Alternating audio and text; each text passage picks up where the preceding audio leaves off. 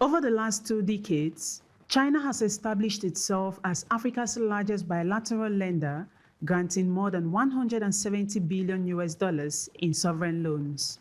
2022 alone saw $994 million in financing granted to the continent. However, in 2020, China signed just 11 new contracts with African borrowers amounting to just $1.9 billion, contrasting the $8 billion it lent out in 2019 with 32 projects. This concerned change is pulling brakes as it rates down by 77%. The big question remains, what accounts for the decline of Chinese loans?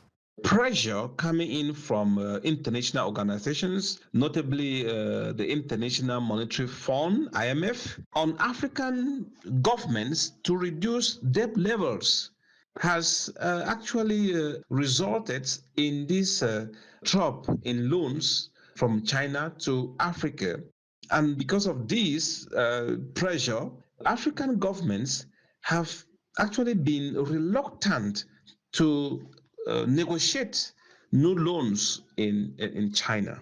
While African governments largely welcomed Chinese lending and infrastructure projects, Western critics have accused Beijing of saddling poor nations with unsustainable debt.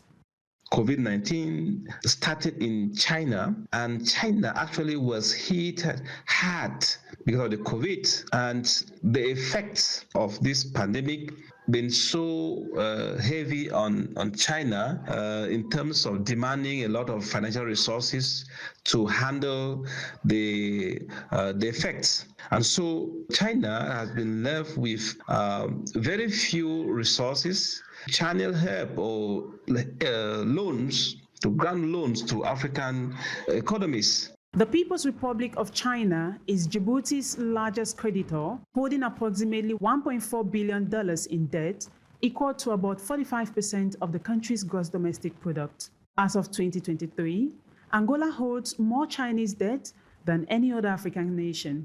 Zambia, a major Chinese borrower, became the first African country to default during the COVID-19 pandemic in 2020. Other governments, including Ghana, Kenya, and Ethiopia, are also struggling. In some cases, Chinese loans help African nations build or upgrade much-needed infrastructure. However, there is a wide range of lending practices that have contributed to the financial distress and increased the risk of default for African countries ravaged by global shocks of the last few years.